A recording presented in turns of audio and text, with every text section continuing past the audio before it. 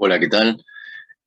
Bueno, aquí estamos otra vez. Esta es la charla de tumores de los nervios craneales y paraespinales. Esta admito que va a ser una charla larga, con mucho texto, pero bueno, es parte de lo que tenemos que saber y es parte de lo que tenemos que discriminar respecto de que hay nuevas entidades, hay nuevas formas de plantearlas, etcétera, y hay bastante dato nuevo al respecto. Eh, Específicamente, el listado de la OMS nuevo del 2021 hace hincapié en los tumores de los nervios espinales y craneales, paraespinales y craneales, y habla de schwannoma, de neurofibroma, de perineurioma, de tumor híbrido de la vaina nerviosa, de tumor melanótico maligno del nervio, de la vaina del nervio, de tumor maligno de la vaina del nervio periférico y del paraganglioma. Acá hay un par de novedades, dentro de las cuales vamos a ir charlando. Una de las primeras novedades es que, como dice aquí, debido a que los paragangliomas involucran células neuroendocrinas especializadas del sistema nervioso simpático y parasimpático, se han vuelto a incluir dentro de los tumores nerviosos, y además, debido a que la peculiaridad inmunistoquímica y sus diferencias de metilación de ADN, se reconoce el paraganglioma de la cola de caballo, del filum terminal, como un tumor diferente de los paragangliomas del resto del organismo. Otros de los cambios importantes que se ha establecido es que el previamente designado como schwannoma melanótico se conoce que es una lesión distintiva con fundamentos genéticos especiales que lo distinguen del resto de los tumores, y ahora ha sido redenominado como tumor melanótico maligno de la vaina del nervio. Y por último, un nuevo subtipo se ha agregado a la sección de neurofibroma, digamos, donde ahí ustedes veían neurofibroma, veían solamente el título, pero ahora dentro de los subtipos de neurofibroma, aparte del neurofibroma celular o del neurofibroma plexiforme, como variedades, la más importante ahora, o una de las más importantes, es la neoplasia atípica neurofibromatosa de potencial biológico desconocido, la NUP-P, que es un tumor asociado a la neurofibromatosis tipo 1 con características de transformación maligna, pero que todavía no son lo suficientemente definidas como para nombrarlo como tumor maligno de la vaina periférica del nervio. Algún dato para recomenzar nuestra charla: recordarse que todo nervio tiene eh, partes de tejida de células mesenquimales que forman un estroma alrededor de la verdadera, del verdadero eje del nervio. De ese tejido mesenquimal es de donde surgen los tumores benignos de partes blandas y los sarcomas de los nervios, que también incluye un perineuro, y que alrededor de los axones y de las células de Schwann y de ese perineuro van a salir los perineuriomas y también los tumores malignos de la vaina periférica con diferenciación perineurial, que son muy raros. Y ya por dentro del nervio propiamente dicho encontrábamos axones y células de Schwann. Y dentro de las proliferaciones que derivan de esas células de Schwann vamos a encontrar los neurofibromas, los schwannomas, los neurofibromas y los tumores malignos de la vaina periférica del nervio. Ese es el origen de los tumores. El origen, una vez mejor explicado, digamos, con los componentes genéticos que se están descubriendo, van a ver que hay una serie de alteraciones de determinadas proteínas que dan origen a determinados tipos tumorales. Por ejemplo, el gen sería el gen de la neurofibromatosis tipo 1, su expresión proteínica es la neurofibromina, y esto lleva a la expresión de un neurofibroma con algunas otras mutaciones, y esta es importante, como la CDKN2A, que puede ser vista inclusive, o hay una buena correlación con la pérdida de expresión de la P16 por inmunistoquímica, que nos lleva al neurofibroma atípico y de allí al tumor maligno de la vaina periférica del nervio. Y así sucede con otros genes alterados, como el NF2, cuya expresión proteica sería la merlina, o el XMARV1, cuya expresión proteica sería el SMARV1 o INI1, entonces se están describiendo cada vez más alteraciones genéticas y se están reconociendo sus expresiones proteicas y las alteraciones en las mismas que llevan a la proliferación y por lo tanto al establecimiento de distintos tipos de tumores de la vaina nerviosa.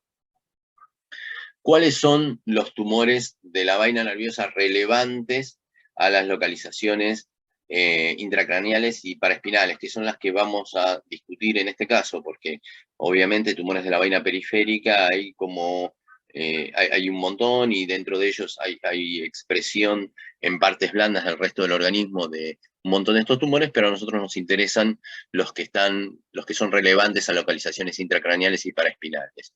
Como dijimos antes, el schwannoma, el neurofibroma y el perineurioma, los tumores híbridos de la vaina del nervio, como el schwannoma perineurioma, la mezcla entre neurofibroma y schwannoma, o la mezcla entre neurofibroma y perineurioma, los malignos o de potencial maligno, como la NUP, el tumor maligno melanótico y el tumor maligno de la vaina periférica del nervio, y hay una serie de lesiones misceláneas de las cuales simplemente vamos a nombrar alguna que otra en un ítem al final, pero no le vamos a dar mayor importancia porque nos vamos a tratar de ocupar de los tumores más comunes.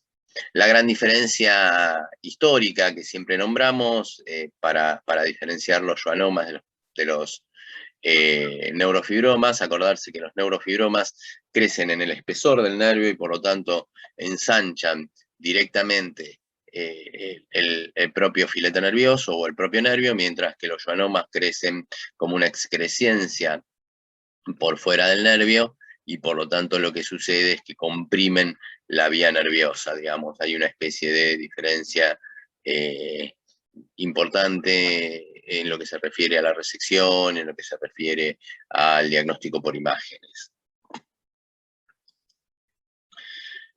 Vamos a hablar del schwannoma, vamos a tener bastante texto, pero simplemente porque hay que repasar un montón de cosas. Neoplasias de las células de Schwann, principalmente nervios sensoriales. En este caso a nosotros nos interesa el más frecuentemente afectado, que es el octavo par craneal, o neurinoma del acústico, que se localiza específicamente a nivel del ángulo pontocerebeloso. Ocupan el 80 a 90% de los tumores de esa localización. Afectan 1 a cada en 100.000 personas, más frecuentes en mujeres, y corresponden casi al 8% de los tumores endocraneales. Por eso es la importancia de este tipo de tumor. En un 7 a 10% de los casos existen quistes aracnoideos en la misma localización, y también pueden suceder sin que comprometan la vida del paciente o sin que comprometan la funcionalidad de los pacientes, tal que un cierto porcentaje de estos tumores son encontrados en las autopsias sin sospecha previa. Hay dos formas: aislada en el 95% de los casos y asociada a neurofibromatosis tipo 2, en los que aparecen de forma bilateral y se presentan en general en pacientes más jóvenes. El 95% son también unilaterales, y lo que se ve es un fallo en el gen supresor del tumor en el brazo largo del cromosoma 22. Clínica es bastante típica, ya que presiona contra los nervios auditivos y de equilibrio, causando deterioro auditivo, tinnitus y pérdida del equilibrio. Puede interferir con el trigémino, con lo cual puede dar entumecimiento facial o cierta sensibilidad facial. Puede eventualmente presionar contra estructuras nerviosas del tronco cerebral, lo cual sería muy peligroso en los casos en que el tumor tiene un tamaño suficiente. La tasa de crecimiento es impredecible, pero crecen lentamente, de 1 a 10 milímetros por año. Pero hay un porcentaje que puede crecer más rápidamente, hasta 20-30 milímetros por año, lo cual los hace peligrosos para la vida del paciente. En las imágenes se los ve fácilmente en la resonancia nuclear magnética, no así en la tomografía, que tienen un índice de positividad del 84%, pero hasta un casi por ciento de falsos negativos. En la resonancia, como dijimos, aparecen como masas hipointensas en T1 y heterogéneos o hiperintensos en T2. Macroscópicamente, en general, lo que uno ve es un nódulo firme, elástico, bien delimitado, con una superficie de corte gris blanquecina, a veces mucoidea, y vamos a ver algunas fotos, y el color amarillo es frecuente debido a veces a macrófagos cargados de lípidos, ¿sí? Que se pueden expresar macroscópicamente de color amarillento. Algunas fotos, tanto del diagnóstico por imágenes, como ven la localización siempre a nivel del ángulo pontocerebeloso, que es en realidad una localización en la cual simplemente el tumor encuentra lugar donde expandirse en ese ángulo. Masas que se ven como bien delimitadas, que pueden definirse comprimiendo en algunos casos el tronco cerebral, en otros casos el tronco cerebral y el cerebelo, que tratan de expandirse hacia otras regiones, que tienen edema, que cuando son lo suficientemente grandes comprimen también el cuarto ventrículo. Pero como ven, no hay en general signos de imágenes de que infiltren el parénquima cerebral. Algunas fotos de macroscopía en la cual se los puede ver asociados a su localización típica, como decíamos, el ángulo pontocerebeloso. Sí, lesiones que se han hecho lo suficientemente grandes como para comprometer la vida del paciente. Aquí la tienen. A medida que son más grandes, pueden tener más áreas. Esta es una muy linda foto de un corte en el cual se ve ciertas características. Primero la delimitación, segundo las áreas blanquecinas y luego las áreas quísticas o mixoides, en las cuales ocurre a veces degeneración histológica también. Lo mismo para esta foto, ¿sí? Y cuando son piezas quirúrgicas, a veces son material blanquecino, blando, con áreas un poco más oscuras, heterogéneas y mucoides, que al corte se presentan, como lo veíamos recién, como masas amorfas, digamos, sin un patrón específico, pero también blanquecinas, blandas o elásticas, con áreas de hemorragia o áreas mucoides.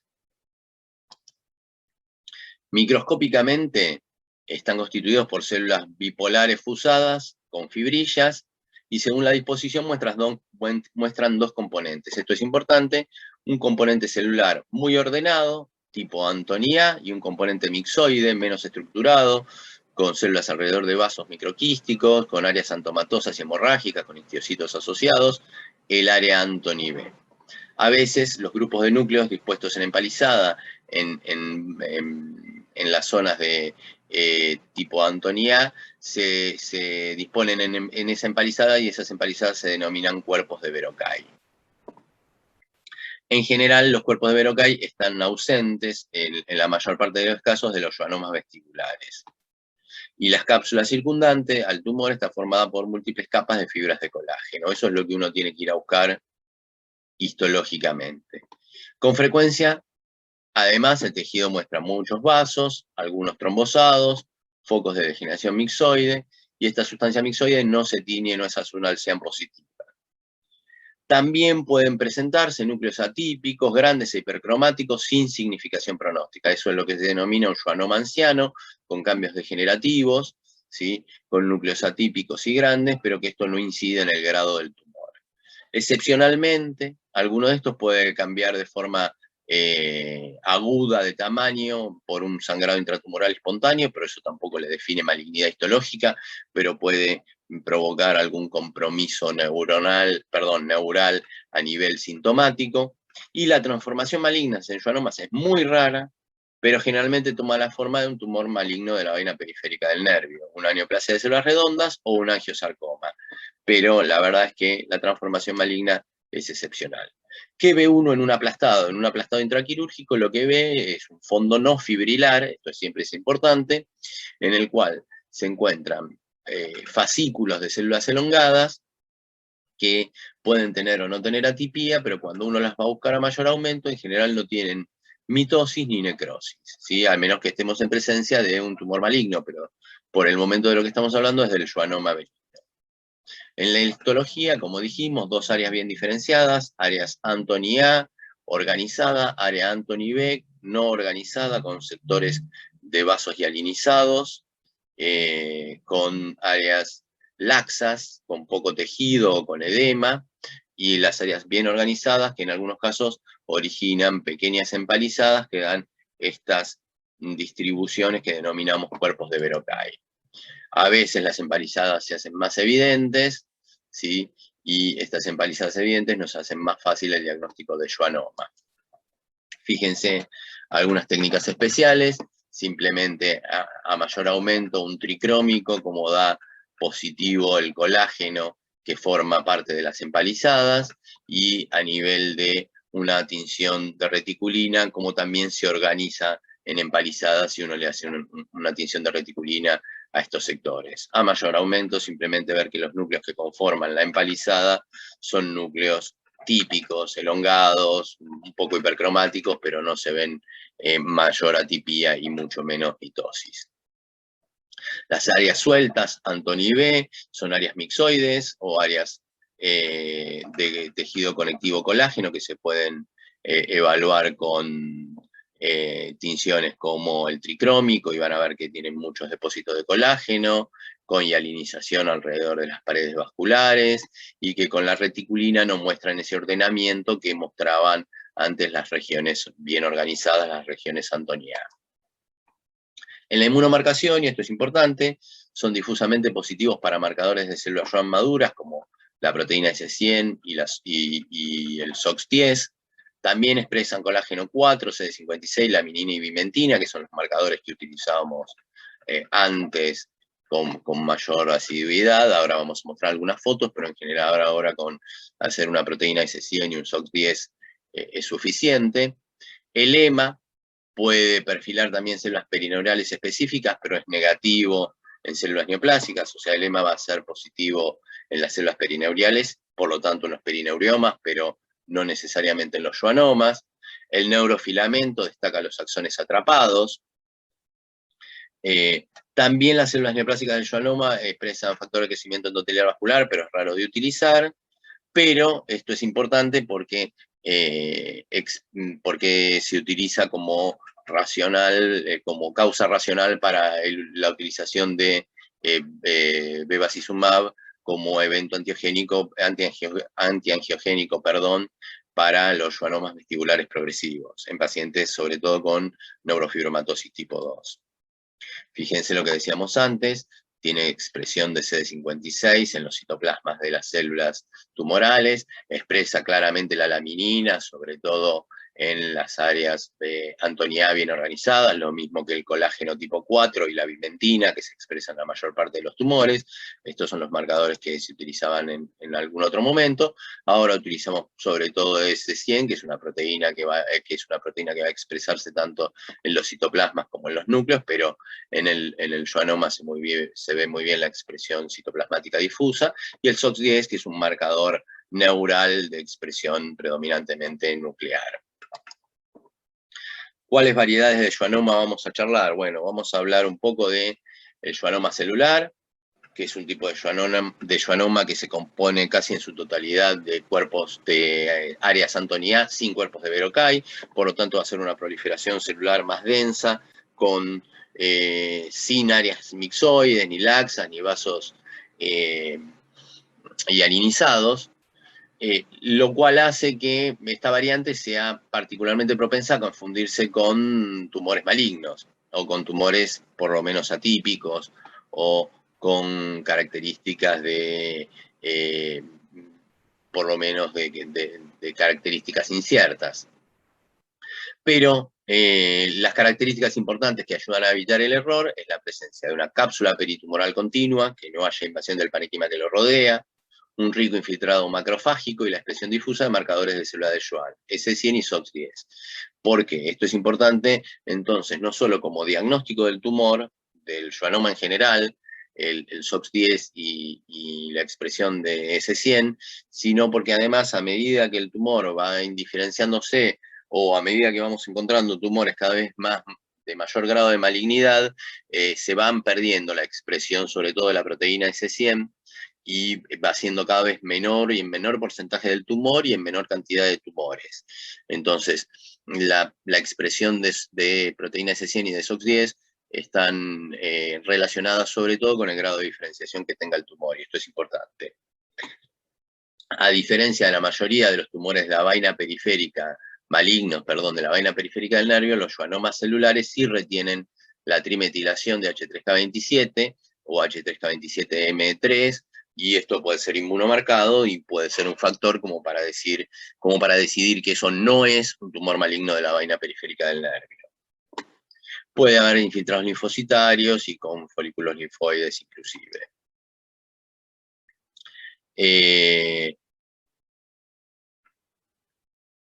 Digamos, una vez que, como dijimos antes, una vez que la neoplasia se identifica como un schwannoma, un simple aumento de la celularidad y de actividad mitótica en el contexto de las características no debe sugerir malignidad, como dijimos antes. Entonces, los schwannomas celulares, ya veníamos describiendo algunas de sus características, pero podemos terminar diciendo que el compromiso intracraneal es raro, y si ocurre, se da sobre todo en el par 8 o en el par 5. Las recurrencias locales son factibles, pero en general no se documentan ni metástasis ni muerte por progresión del tumor.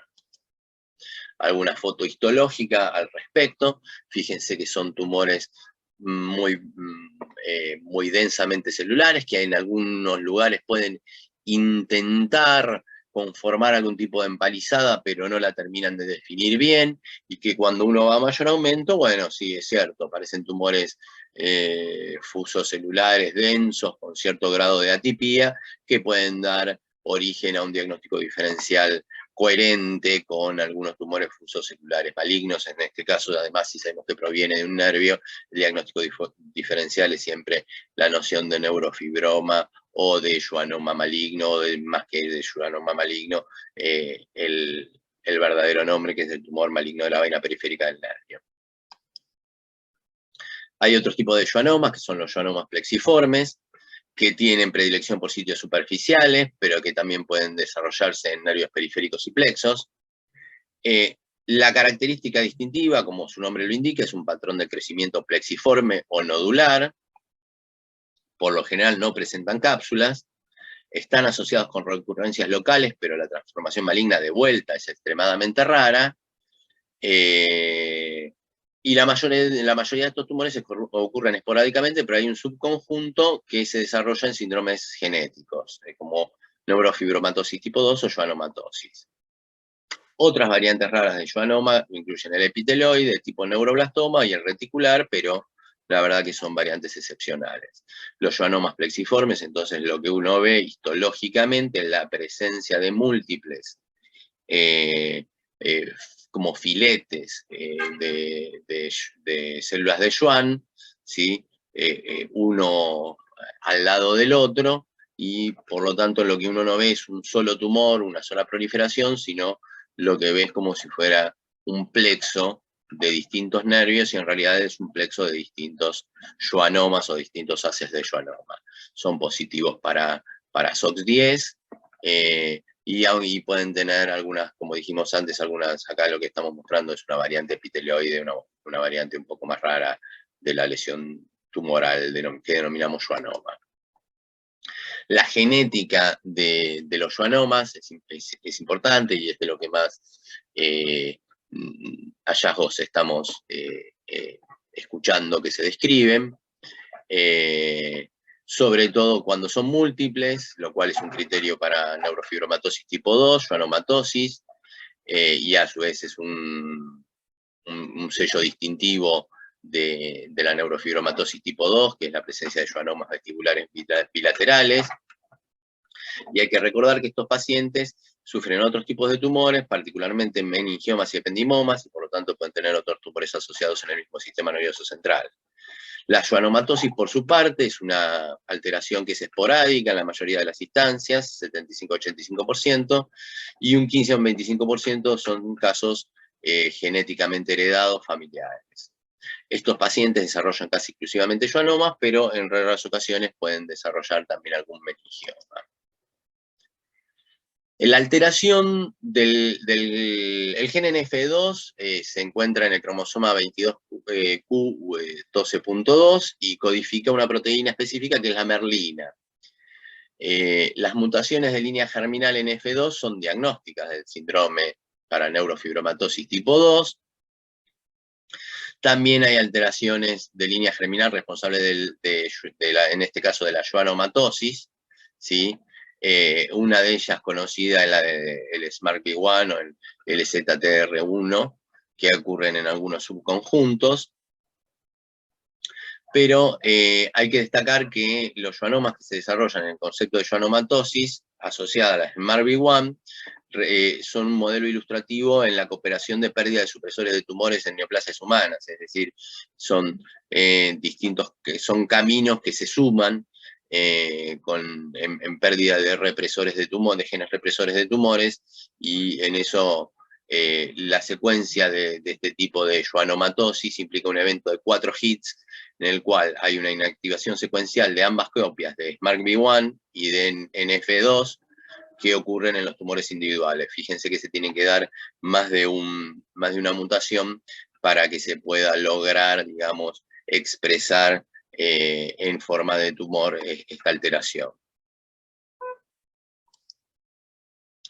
Vamos ahora al neurofibroma. El neurofibroma es otro tumor benigno compuesto de células de Schwann neoplásicas, pero a diferencia del schwannoma también contiene componentes no neoplásicos, incluyendo fibroblastos, mastocitos, células de tipo perineurial y acciones residuales. El neurofibroma cutáneo esporádico es el subtipo más común, pero a nosotros nos interesan sobre todo los que comprometen el sistema nervioso central, pero la relación con los que tienen neurofibromas periféricos o cutáneos es la posibilidad de la existencia de una neurofibromatosis tipo única, neurofibromatosis tipo 1, en la que puede haber compromiso de múltiples sitios cutáneos, como dijimos recién. Macroscópicamente, los neurofibromas de los nervios periféricos demuestran agrandamiento fusiforme del fascículo del nervio, y las superficies de corte macroscópicamente son de color amarillo variable y translúcido, dependiendo de la extensión de su posibilidad de estroma mixoide. En el diagnóstico por imágenes, se observan en hombres entre segunda y cuarta década de la vida, y en el diagnóstico por imágenes puede aparecer como una lesión lítica intraósea en la radiografía, en la ecografía es una masa hipogénica bien definida, en la TAC es hipodenso como una masa bien definida, y en la resonancia, en T2, la lesión es brillante y puede tener un área central de densidad que da una apariencia de diana, y la lesión parece ser hiperintensa en el T1. Bueno, algunas características histológicas. Las características histológicas a mayor aumento del neurofibroma son similares más allá del subtipo, y incluyen un predominio de células de Schwann, predominantemente fusiformes con núcleos ondulados en S itálica, incrustados en una matriz mixoide con cantidades variables de colágeno, de bandas de colágeno. Pero además, en general, hay presentes mastocitos, linfocitos, fibroblastos y células perineuriales. Esto es importante porque hay distintos marcadores entonces que uno puede utilizar para ir a buscar la célula de Schwann, la S100, pero además el fibroblasto, el mastocito, que comúnmente está asociado, el perineurio, que es EMA positivo. Entonces se hace más amplio el espectro. Cuando involucran raíces nerviosas en la columna vertebral, pueden atrapar además células ganglionares a través de la infiltración de los ganglios sensoriales, y ahí vamos a tener alguna forma de, alguna dificultad por ahí para evaluar que esas células neuronales, que esas neuronas ganglionares no sean parte de la neoplasia, digamos. Pero básicamente estas son neuronas normales, digamos, bien organizadas, y no son neuronas ni binucleadas ni con otro tipo de alteración que pueda ser pensada como parte de un tumor nervioso. El inmunofenotipo vuelve a ser la expresión uniforme de S100 y SOX10 en células neoplásicas de Schwann, y EMA en células perineurales y CD34 en células estromales.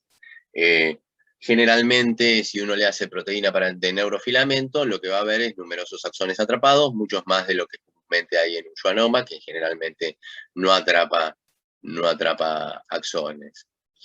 Algunos eventos que uno puede ver en el diagnóstico por imágenes, como ver, por ejemplo, acá un tumor predominantemente a nivel de la médula espinal, y esta disposición macroscópica que tienen los schwannomas de engrosamiento de la, fíjense, este es un filete nervioso, hasta que llega el schwannoma, en el cual lo que se demuestra es un engrosamiento típico del todo el filete nervioso.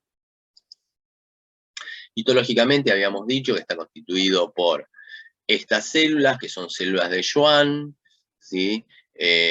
Sin hiperplasia vascular, sin ningún componente predominantemente, digamos, bueno, atipía puede tener un poco, pero digamos, sin mitosis, sin necrosis, sin ninguno de los componentes que uno reconoce como de malignidad en un tumor, con amplias bandas de colágeno, sobre todo en áreas de estroma y hematoso.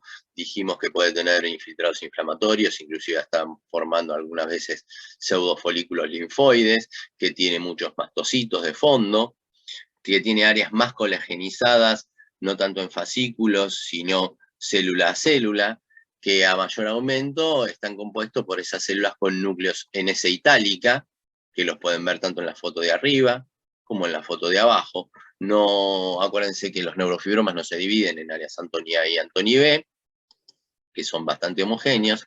Acá a mayor aumento, las células con núcleos en S itálica, y acá también dispuestas en fascículos elongados. A mayor aumento, esos núcleos, que a la vez pueden tener algún grado como de hipercromasia o atipía, pero no muestran mitosis ni necrosis. La genética molecular de los neurofibromas es importante porque hay un evento genético que define a todos los subtipos de neurofibroma, que es la inactivación del gen NF1, que codifica la neurofibromina. El resultado final de la alteración es la activación de una GTPasa, que promueve el crecimiento celular, la supervivencia y la proliferación celular, por lo tanto va a favorecer la proliferación y la creación de un tumor. Y la inactivación de este gen, del gen NF1, es una anomalía recurrente en los neurofibromas. Y se supone que deberían sumarse otras alteraciones para pasar el estadio de neurofibroma a NUP o a inclusive tumor maligno de la vaina periférica del nervio. Esto es importante porque hay una relevancia terapéutica en esto, porque los inhibidores de MEK, por ejemplo el selumetinib, son actualmente utilizables y pueden provocar algún beneficio para pacientes con neurofibromas plexiformes. ¿Qué son los neurofibromas plexiformes? Bueno, son una variante de neurofibromas que, como antes explicamos para los schwannomas plexiformes, están definidas sobre todo a nivel arquitectónico por el compromiso de múltiples nervios periféricos y fascículos, y por lo tanto se asocia con nervios y plexos más grandes. Hay que acordarse que estos comprometen entre un 20 y un 50% a pacientes con neurofibromatosis tipo único, y que representan criterios clínicos importantes para el diagnóstico de neurofibromatosis. Es decir, si un paciente tiene un neurofibroma de tipo plexiforme, es bastante probable que el paciente sea portador de una neurofibromatosis, lo cual además es un dato importante para evaluar pacientes que después puedan desarrollar tumores malignos de la vaina periférica del nervio. De hecho, los neurofibromas plexiformes, que involucran grandes nervios y varias regiones del cuerpo, están limitados casi solo a pacientes que satisfacen criterios para neurofibromatosis tipo 1.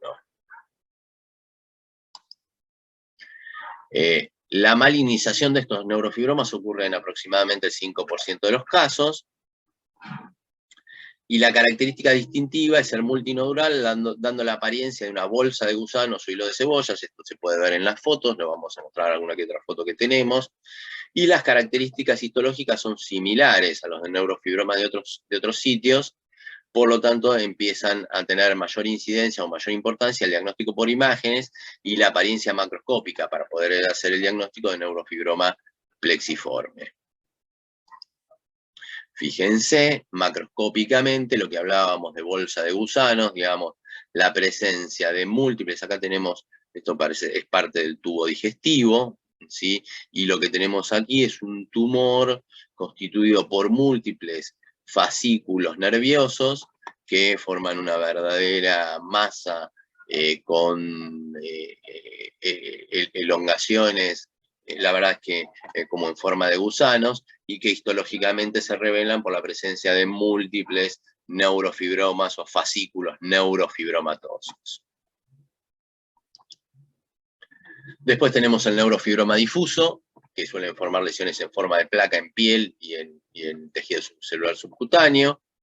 Aproximadamente el 10% de ellos se desarrollan en pacientes con neurofibromatosis tipo 1, son mal delimitados, carecen de cápsulas y pueden atrapar anexos y estructuras subyacentes a nivel de la piel, y con frecuencia tienen corpúsculo de tipo Meissner, lo cual es una curiosidad histológica simplemente para mostrarlo. Su transformación en tumor maligno de la vaina periférica es rara en comparación con los plexiformes y con los intraneurales, pero ha sido documentada.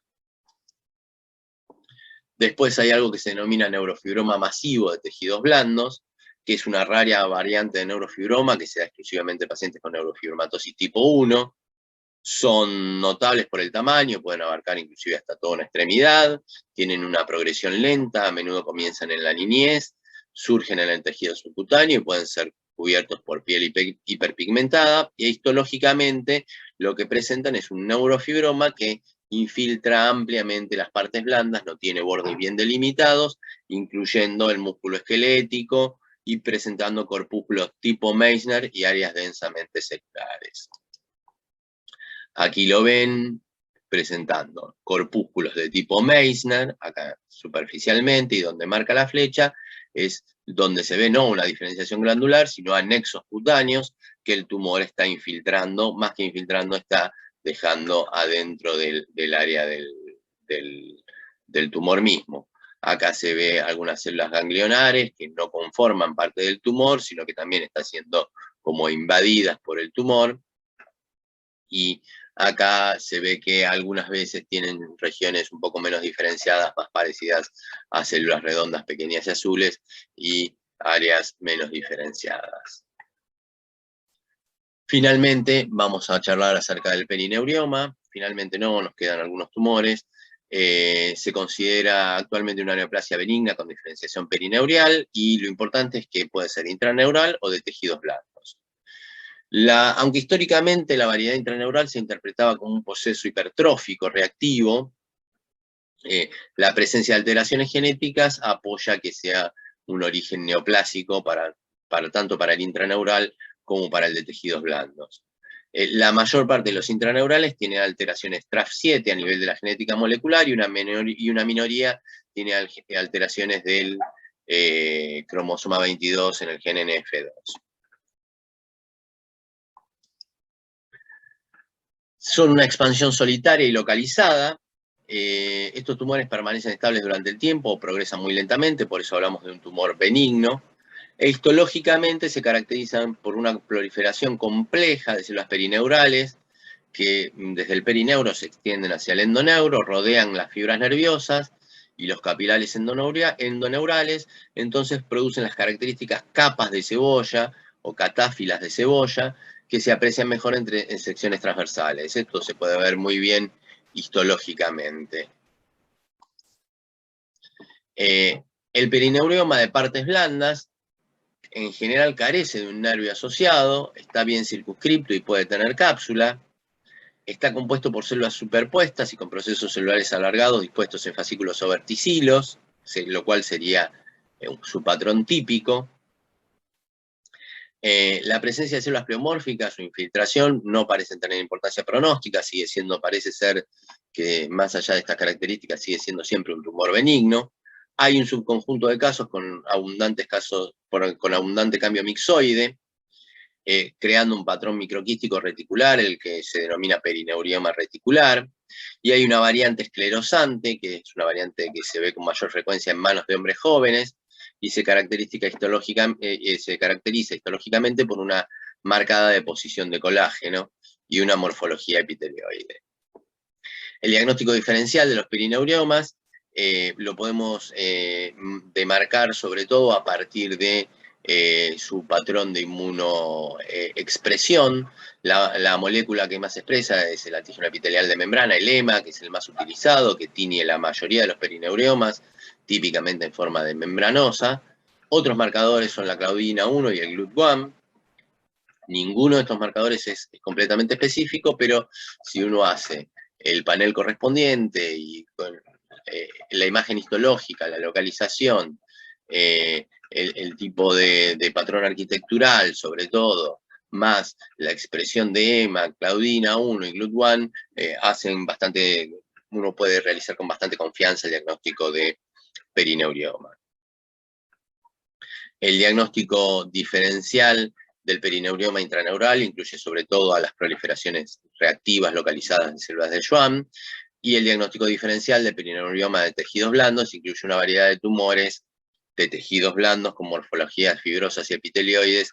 La más importante sería el sarcoma de bajo grado fibromixoide, pero bueno, son diagnósticos diferenciales que tienen mucha mayor cantidad de posibilidades a nivel de las partes blandas. Fíjense la disposición que se va haciendo predominantemente perineurial, y acá se va haciendo más claramente como en pequeñas catáfilas de cebollas, ¿sí? Estos tumores dijimos que eran sobre todo EMA positivos, pero que pueden tener otros marcadores también. ¿Cuáles son los tumores híbridos de la vaina nerviosa? Se ha reconocido, y cada vez se reconocen más, un subconjunto de tumores benignos de la vaina nerviosa, difíciles de clasificar porque comparten patrones morfológicos. La variedad más frecuente es schwannoma perineurioma, que ocurre más comúnmente en extremidades en forma de masas subcutáneas dérmicas. Y las células neoplásicas muestran morfología de célula de Schwann, pero la arquitectura general se parece a la de un perineurioma. En inmunohistoquímica, todos estos tumores son tanto positivos como para S100 como para EMA. Otra combinación híbrida es la de neurofibroma schwannoma, que puede comprometer nervios periféricos grandes, pero parece ser más frecuente en pacientes con schwannomatosis o con neurofibromatosis tipo 1 o tipo 2. Y recientemente se han descubierto mutaciones recurrentes en un subconjunto de neurofibromas schwannomas híbridos que se desarrollan en el contexto de lo que antes denominamos schwannomatosis. La variación menos común es neurofibroma perineurioma, que la verdad que es muy poco común. Y bueno, acá vemos algunos patrones, simplemente como para nombrar, en un patrón schwannoma perineurioma, neurofibroma perineurioma, schwannoma, ¿sí?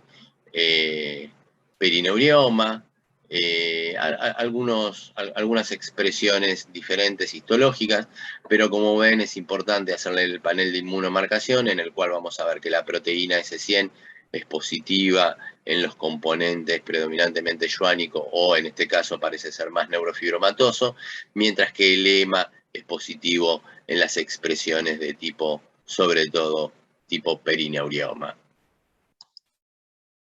Vamos a hablar ahora de la neoplasia neurofibromatosa atípica de potencial biológico incierto. Y para eso hay que recordar una categoría que utilizábamos antes, que es la categoría de neurofibroma atípico, que es una categoría controvertida debido a la difícil definición que ha tenido a lo largo de la historia, decir qué tipos de neurofibromas eran o no atípicos. Digamos, si la atipia degenerativa era causa de predisposición a la malignización o no. Faltan aún criterios de diagnóstico claros para estos cambios en el tratamiento de los neurofibromas, sobre todo en el contexto de neurofibromatosis tipo 1, y por lo tanto lo que se propone y se ha adoptado es la designación de neoplasia neurofibromatosa atípica de potencial biológico incierto para un grupo de neoplasias con algunas características. Para hacer una NUP-P, un neurofibroma tiene que tener al menos 2 de las siguientes 4 características: atipia histológica, pérdida de la típica arquitectura de neurofibroma, hipercelularidad y finalmente aumento de la actividad mitótica. Es decir, tiene que tener más de 1 en 50 mitosis, pero menos de 3 mitosis, por 10 campos de alto aumento, o más de 1,5 mitosis por milímetro cuadrado de campo histológico. Hay una definición de rango, de más de tanto, pero menos de tanto, porque más allá de eso, ya en realidad sería el límite mitótico que uno empezaría a utilizar para definir un tumor maligno de la vaina periférica específico, digamos, ya no sería un tumor de potencial maligno, de potencial biológico incierto. Para poder hacer este diagnóstico, esto habría que realizar muestreos extensos para poder localizar sobre todo estas características histológicas y para poder hacer conteos mitóticos en muchos campos. La secuencia de alteraciones moleculares responsable del cambio maligno en los tumores asociados a neurofibromatosis tipo 1 está comenzando a caracterizar los cambios de estos en otros neurofibromas, demostrando, por lo tanto, inactivación de NF1 y pérdida de CDKN2A-B, que hay que recordar que implica inmunistoquímicamente la pérdida de expresión de P16, lo cual nos ayudaría también para el diagnóstico. Entonces, a medida que uno va avanzando, encontramos el ANUP y ahora vamos a hablar directamente de los tumores malignos de la vaina periférica del nervio, que en su versión más maligna son fáciles de diagnosticar. Son neoplasias fusiformes, son neoplasias de células fusiformes, neoplasias fusocelulares malignas de alto grado, con alto índice mitótico, necrosis geográfica, hemorragia, constituida por células de Schwann. En general, surgidas a partir de un neurofibroma plexiforme o de otros tipos de tumores preexistentes. Son tumores agresivos, con una tendencia a invadir tejidos blandos circundantes y pueden desarrollarse en asociación con neurofibromatosis tipo 1 después de exponerse a la radiación o de forma esporádica. Macroscópicamente, son masas exofíticas, adherentes, invasoras, etc. Y microscópicamente, como dijimos antes, son neoplasias fusocelulares con caracteres de malignidad, como ser atipía, mitosis y necrosis. En el diagnóstico por imágenes, como ven, son lesiones que invaden los compartimientos que deberían encapsularlos, digamos, son transcompartimentales. Macroscópicamente son tumores malignos con áreas de invasión, por ejemplo, en este caso del músculo, e inclusive con áreas de necrosis o quitificación.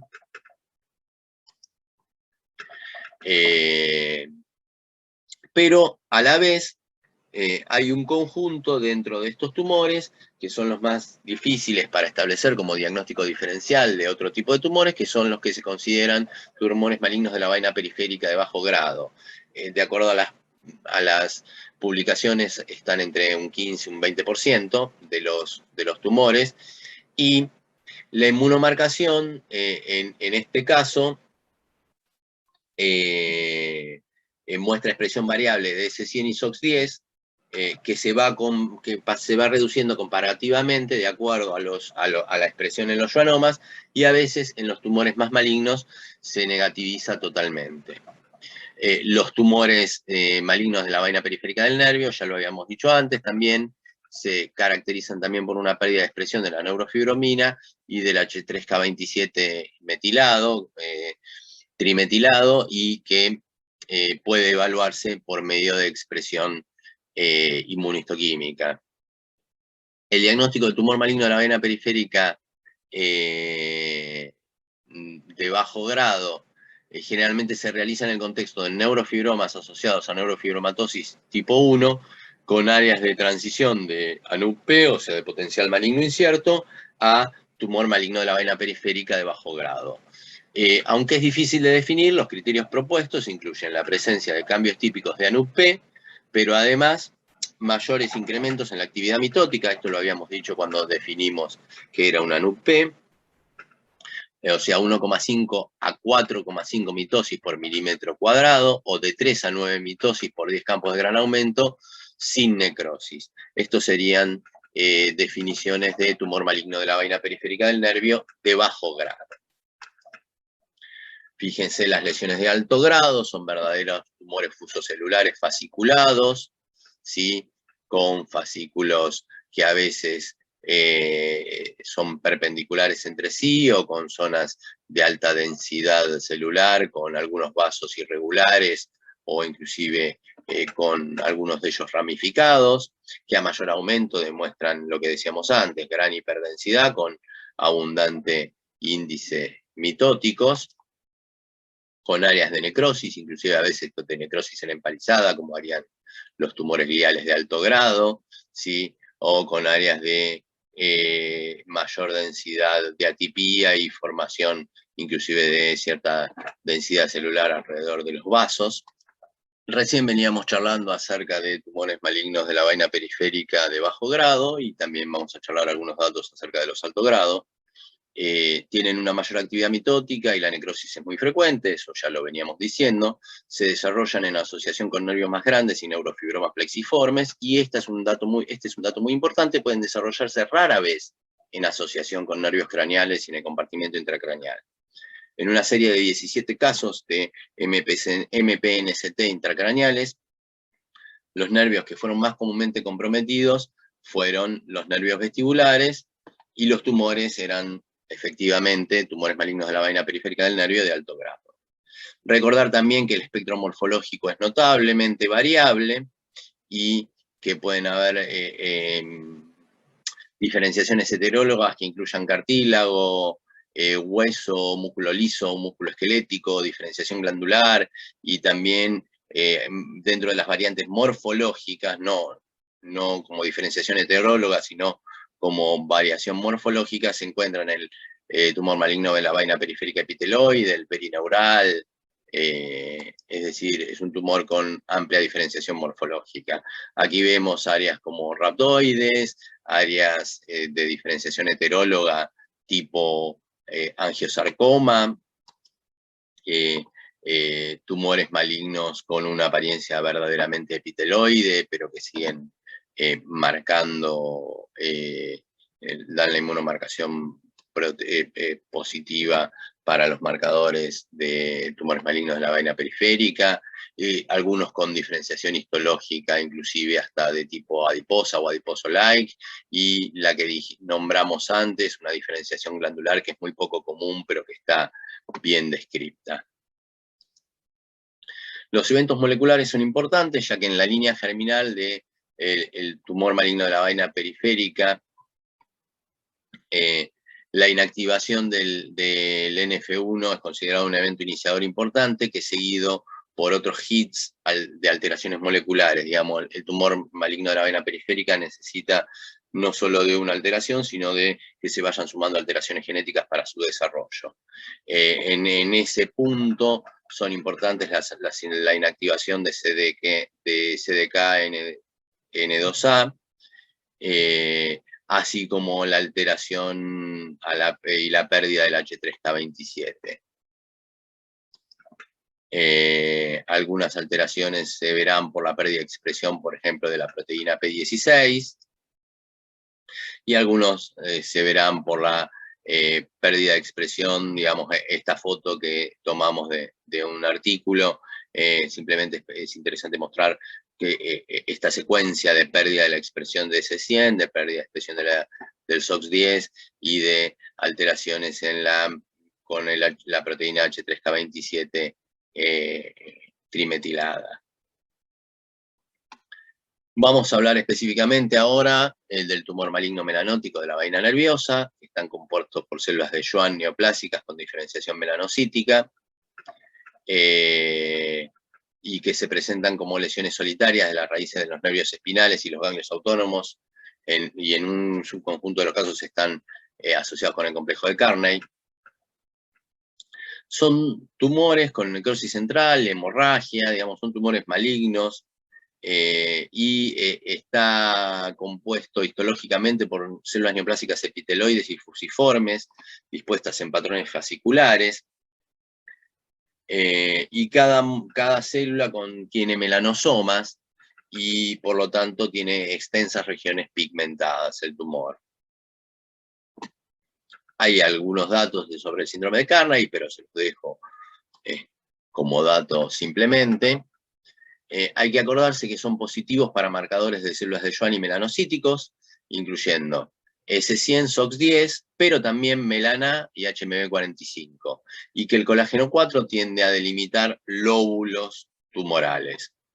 Se puede detectar también en estudios genéticos mutaciones en PRK AR1A57, y históricamente estos tumores habían sido llamados schwannomas melanóticos, pero ya se sabía que tenían un pronóstico difícil de predecir, digamos. Luego de que se empezaba a estudiar sus tasas de recurrencia y tasas de metástasis, se decidió cambiar el nombre, y lo que vemos acá en la histología es lo que decíamos antes: proliferaciones entre fasciculares, entre células fusocelulares o predominantemente epiteloides, altamente pigmentadas, ¿sí? Y que dan marcadores como colágeno 4, que define los lóbulos, HMB45, HMB45, melana y algunos marcadores específicos, en este caso, como el Ki67, marcarán algunas células que están en actividad mitótica. La proteína del neurofilamento lo que demuestra es que tiene un reborde de axones y que está creciendo en el espesor de un nervio. Este es un cuadro que simplemente sirve como características histológicas para diferenciar diagnósticos diferenciales de neurofibroma, schwannoma y tumor maligno de la vaina periférica del nervio. Es un cuadro que habla de la citología, de la histología y de los marcadores inmunistoquímicos, y es un cuadro un poco para resumir todo lo que venimos charlando. Acordarse de la importancia de que hay marcadores que se dan tanto en el neurofibroma como en el schwannoma, pero que en los tumores malignos de la vaina periférica se van perdiendo al perder como el grado de diferenciación de la lesión, que son los que más comúnmente usamos, como el SOX10 y la proteína S100, que van perdiendo su expresión. Y algunas características histológicas como la actividad mitótica y la necrosis, que obviamente tanto en el neurofibroma como en el schwannoma no están presentes, y que sí están presentes en los tumores malignos de la vaina periférica. Para terminar, una serie de lesiones misceláneas, que pueden ser tanto benignas como malignas, y vamos a charlar o vamos a nombrar simplemente el lipoma del octavo par craneal, que es una lesión benigna única que puede suceder; el leiomiosarcoma, que puede superponerse con un tumor maligno de la vaina periférica y que puede expresar S100, pero también da marcadores de músculo liso; un grupo de tumores de músculo liso que pueden estar asociados a la expresión de la inmunosupresión, digamos, o que están asociados, perdón, en pacientes que tienen algún rango de inmunosupresión y que son tumores de músculo liso asociados al Epstein-Barr, en los cuales hay que demostrar la presencia del Epstein-Barr comúnmente por vía de EBER, o sea, la presencia del ARN del virus Epstein-Barr adentro de las células tumorales; el sarcoma sinovial monofásico, que es un imitador problemático del tumor maligno de la vaina periférica del nervio, pero que tiene otro panel de inmunomarcación, inclusive, pero sobre todo tiene otra expresión biomolecular;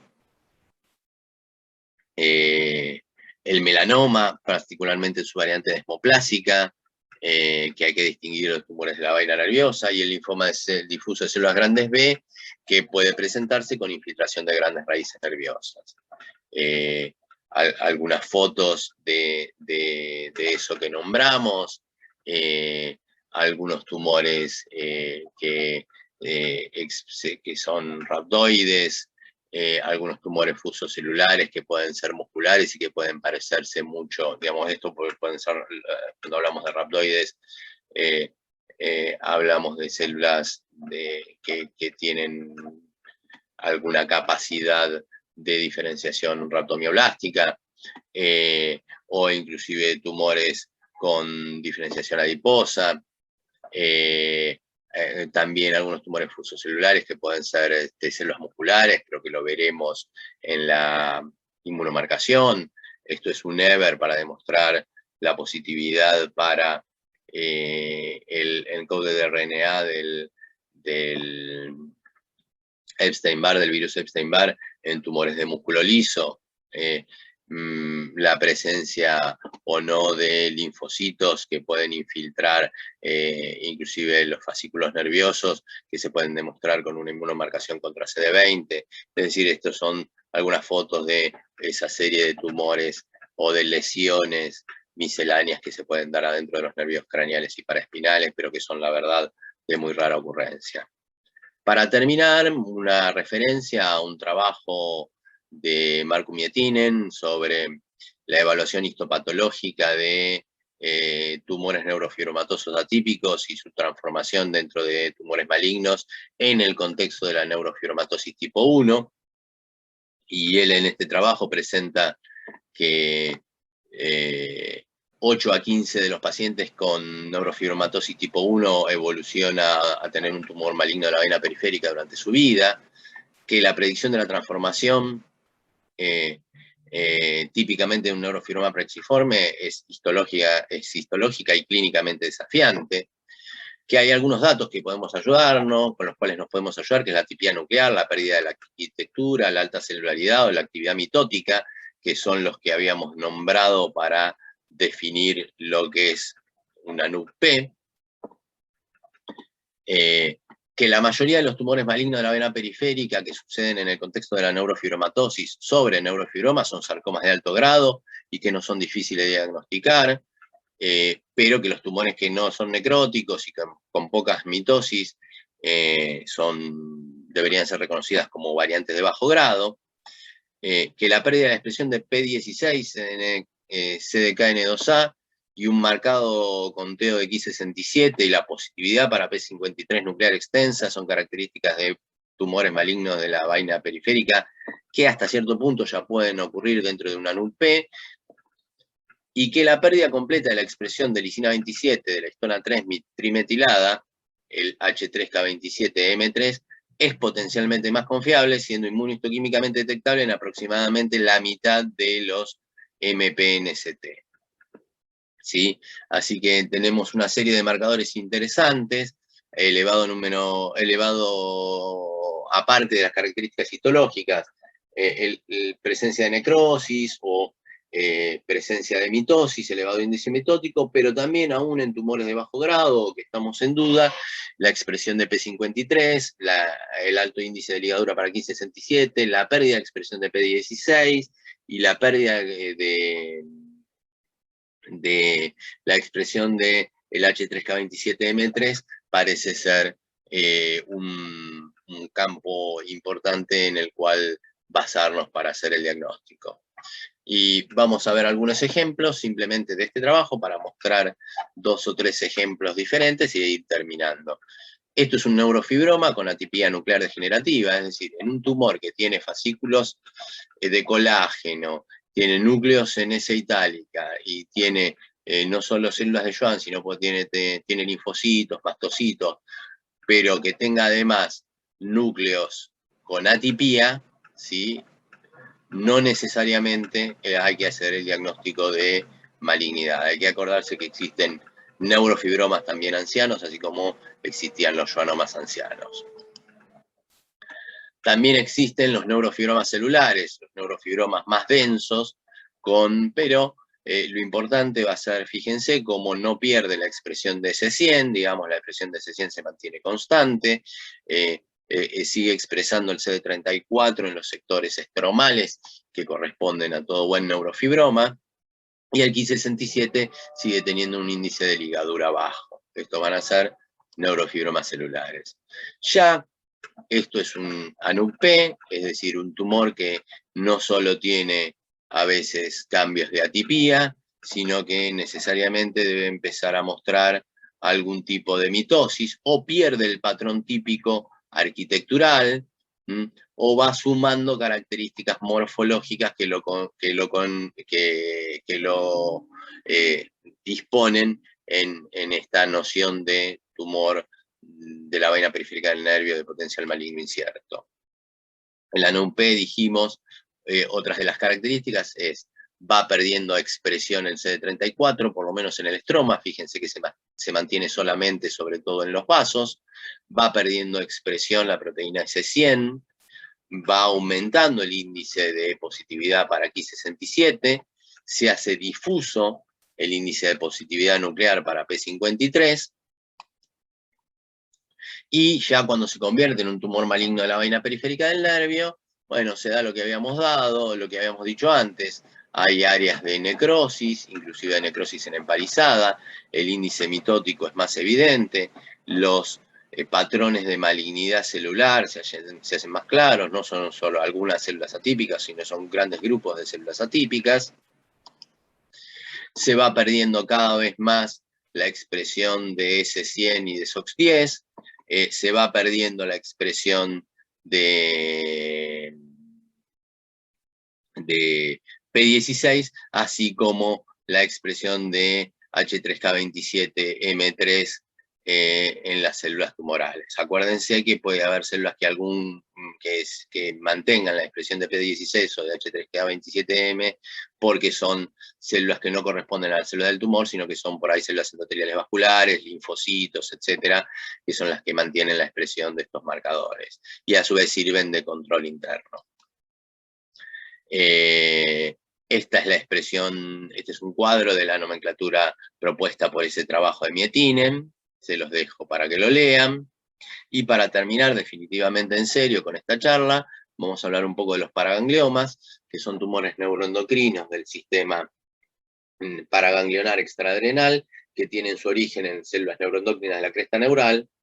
La gran mayoría se localizan en la región del glómulo yugular y cuerpo carotidio, y dentro del sistema nervioso central se han descrito casos localizados en pineal e hipófisis, inclusive.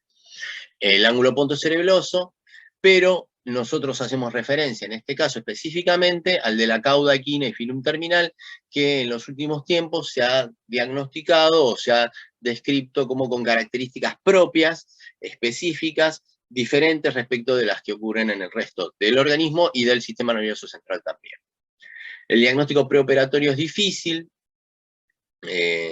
ya que a veces no se los toma en cuenta porque son muy poco comunes y se los confunden preoperatoriamente con schwannomas y con meningiomas. Y sin embargo se ha descrito en la resonancia la presencia de lesiones serpiginosas que corresponderían a la gran cantidad de vasos que tiene el tumor. Acá lo vamos a ir a buscar a su localización más común, que es la localización posterior, en la cauda equina. ¿Sí? E histológicamente está definido por lóbulos, llamados Cell-Valen, digamos nidos de células, que son separados por un estroma colágeno denso, que se le puede ver en la tinción con tricrómico, o en la reticulina, que demuestra la separación de estos nidos de células, y estas células son positivas con marcadores neuronales, como un montón, sobre todo los marcadores neuroendocrinos, como la enolasa neuronoespecífica, la cromogranina, la sinaptoficina, inclusive algunas células más diferenciadas dan neurofilamento, y a su vez hay células estromales rodeando estos Cell-Valen, que son células sustentaculares, que se las llama así, que son células S100 positivas. Con esto terminamos. Muchísimas gracias.